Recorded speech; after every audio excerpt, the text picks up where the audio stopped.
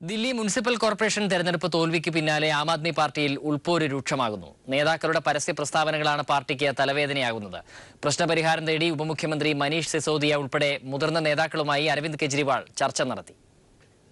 പാർട്ടിയിലെ മുതിർന്ന നേതാവ് കുമാർ ബിശ്വാസ് അരവിന്ദ് കെജ്രിവാളിനെതിരെ ഗൂഢാലോചന നടത്തുന്നുവെന്ന പാർട്ടി MLA അംനത്തുള്ള ഖാന്റെ വെളിപ്പെടുത്തലാണ് പുതിയ വിവാദങ്ങൾക്ക് തുടക്കമിട്ടത്.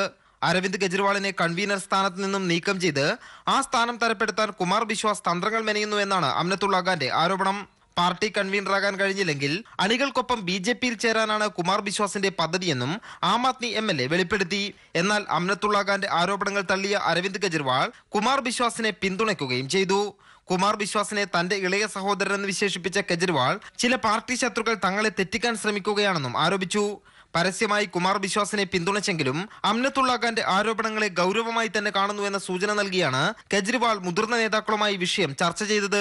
Punjab, Goa, Delhi municipal corporation, Rajouri garden തിരഞ്ഞെടുപ്പ് തോൽവികളുടെ പശ്ചാത്തലത്തിൽ നേതൃമാറ്റം ചർച്ച ചെയ്യണമെന്ന് കുമാർ ബിശ്വാസ് ഒരു വാർത്താ ചാനലിന് നൽകിയ അഭിമുഖത്തിൽ ആവശ്യപ്പെട്ടിരുന്നു. ആഭ്യന്തര കലഹങ്ങൾ പരിഹരിച്ച് നേതാക്കളെ യോജിപ്പോടെ കൊണ്ടുപോകാനുള്ള ശ്രമമാണ് കെജ്രിവാൾ ഇപ്പോൾ നടത്തുന്നത്. News bureau, Delhi.